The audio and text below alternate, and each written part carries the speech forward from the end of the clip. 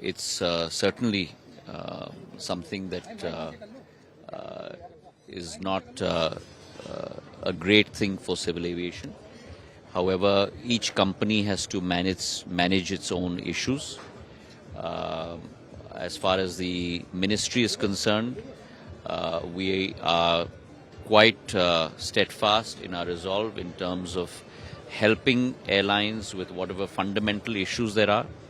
But as I said, it is something that each individual company which has to manage its own issues. When can we expect the government's next step regarding the Cape Town Convention? Well, that's, as you very well know, that's something that's in the works.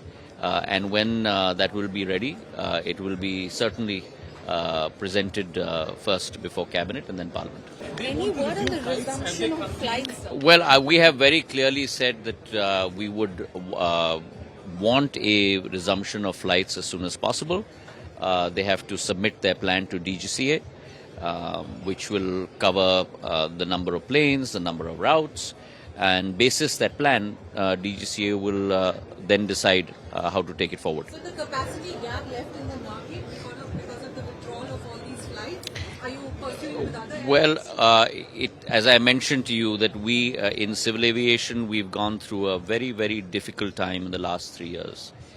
In an environment in COVID where, as I mentioned, 700 planes in this country were parked on the tarmac without any travelers.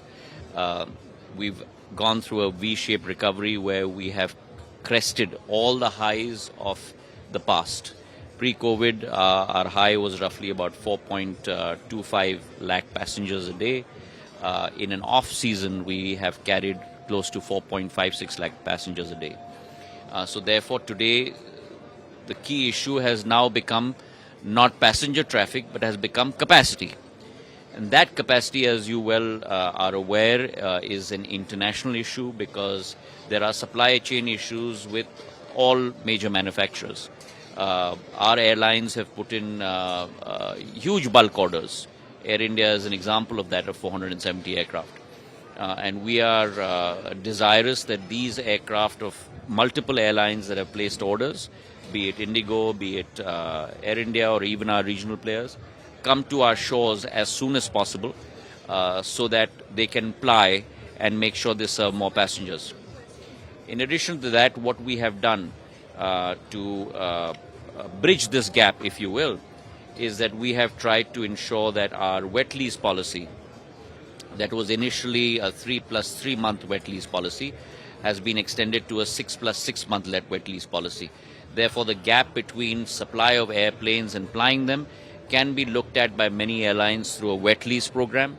There are 1 or 2 airlines that have actually gone forward with that and are now flying planes on a wet lease basis as well.